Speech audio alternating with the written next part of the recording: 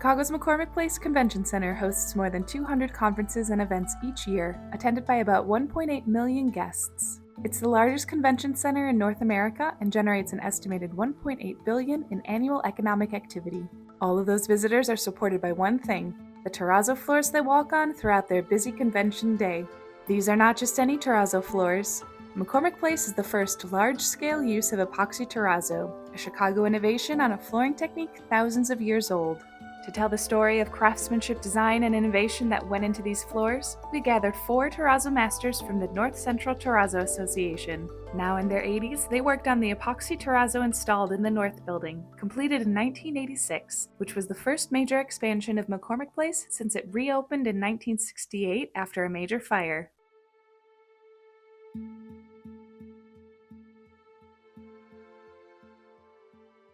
In the 60s, the building burned down. They tear them out, and when they built in the early 80s, which is the one in which you had those big arches, big arcs across there. Okay, that's the one. See, that one there, it's all epoxy, and see, it's a multicolored terrazzo installation, which has been here for quite a while, and the design is simple, but it is certainly attractive. And this is something that is difficult to do in other materials. Terrazzo is just limitless in what you could do design-wise.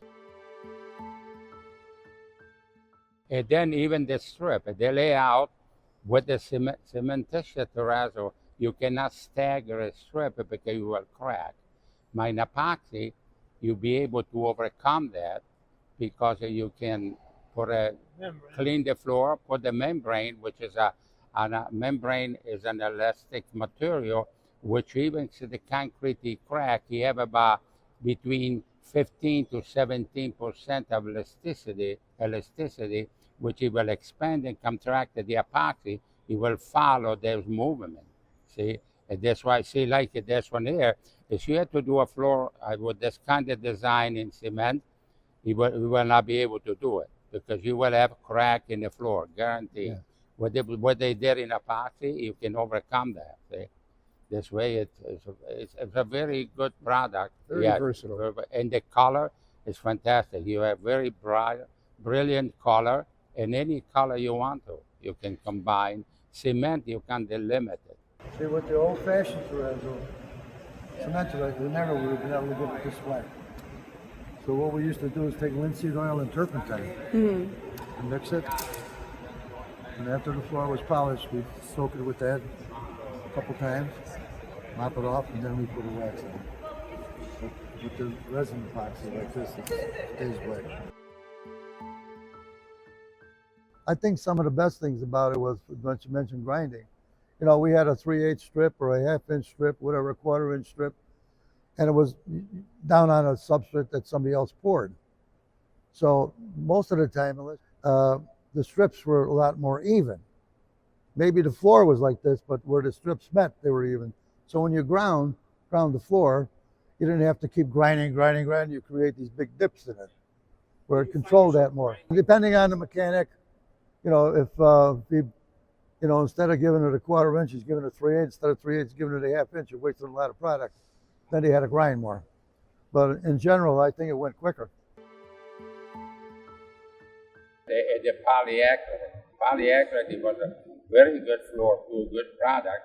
But it was brittle. See, the epoxy, you have a certain amount of flexibility, and polyester you don't. See? I mean, Epoxy is a roll-on company I worked for back in the 1960s. Yeah. First epoxy job was in a lobby for Sears Roebuck's on Holman Avenue in Chicago. And it was only maybe about 1,200-1,500 feet. And 6-7 mechanics would do all the spreading. Everybody was swearing at the end of the day because their hands, there's blisters on top of blisters. Oh. Yeah. It was so hard to spread. First time I worked on it, we had a mock-up. And I think it was called Dexotex material. It was an epoxy. And after troweling about 5 minutes, I took my trowels and gave it to the guy. I said, "Here, you show me how to do this." I've only been doing this 10 years now, so maybe I don't have enough experience. Oh man. So they took the material, left the job, went back to their shop, came back with something, I don't remember what it was. And we were able to trial. I said, now I can get somewhere. Otherwise, maybe you get a couple hundred feet, we used to pour 1,000 feet, 2,000 feet, you put a concrete in the strips. Next day, you put the terrazzo. Right? So 2 days, you put 2,000 feet in. If you do an epoxy, you can do 5,000 feet in 2 days.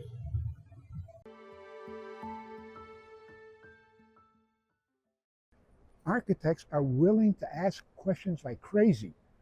I want to know about this. Why do you do this? Why do you do that? And if you can satisfy that knowledge that they want, it's unbelievable what they can do. Primarily, you had to show them what epoxy was or what terrazzo was. So what is this? And why is it used? I said, terrazzo has been around for 1,400 years. It's called terrazzo, which was the old terraces that they used to take colored stones in Italy and they'd make terraces. Terrazzo, and that's what it basically was, colored rocks and stuff. And this kind of perked up their imagination a little bit. The specifications on a job, let's say they would specify Fuller products, and your company used Texeltex or whatever, another brand. You had to show them why you could substitute. If not, they would accept it, then you had to use the Fuller. Right. Once those kinks got taken care of, I think it just became secondhand to a lot of the architects. They just started loving the product, the versatility of it, you put it on a wall easier, faster. You don't have to worry about pouring concrete, it was already there. Yeah. And the colors just stood out more than terrazzo. The first thing you had to do was show them what terrazzo was and what you can do with it. The rest, they kind of did on their own. It was a challenge. Yeah. For many designers and for many architects, it was a challenge to them. And they adhered to this advantage and they just went after it. And there's been so many beautiful terrazzo jobs that at one time, 40 years ago, you couldn't do some of the jobs they're doing now. No. Training, see, the knowledge is imperative. See, the problem is that in a lot of the product, no matter what, the people by human nature, you will reject it. See, you will not accept it. I remember when MMA, the Gusa come in, the people from Germany come over here in Chicago, and in fact, at the beginning, they went to Metropolitan. Yeah. And they presented, and they figure you got to do this. You only got 15 minutes after you met. And they say, no, forget it. We don't want it. Go by Correri. And I remember the person from Germany, which he had a doctorate degree in this MMA. He come over and said, I want to do base or stair. He said, no, you can't. Well, you don't say that to me because I will not accept it. I figured, I used to go down on Saturday with Modesto in the shop and fool around with Cabasel and so on, and I did it.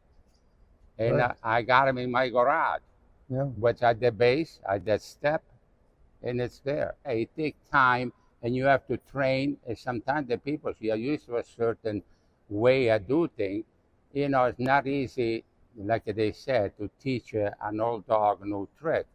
But I always was interested to something new or do it different. But he made some Palladiana curve, see, which to me it was very impressive. You see, it's curiosity and thing you can achieve a lot of different things. But unfortunately, majority of the people, they are stuck. That's just it. It's not broken, why fix it? Well, no, sometimes you have to break it to make it better. And once you got started with it, it was difficult to change it at first, especially for the older guys that were over me at the time, don't do it, but once they got used to it, and they seen, especially putting base up, you can solve it up, you're done. We were able to climb the floor, sprinkle some chips on there, and get on our knees and start pouring. Sometimes it'd be 6,000, 7,000 feet a day. But we'd be there 2 weeks. Terrazzo. So it opened up a lot of lines for us. A lot of opportunities. Old age is not easy. No. But it's worse than not getting there. But it's better than the alternative.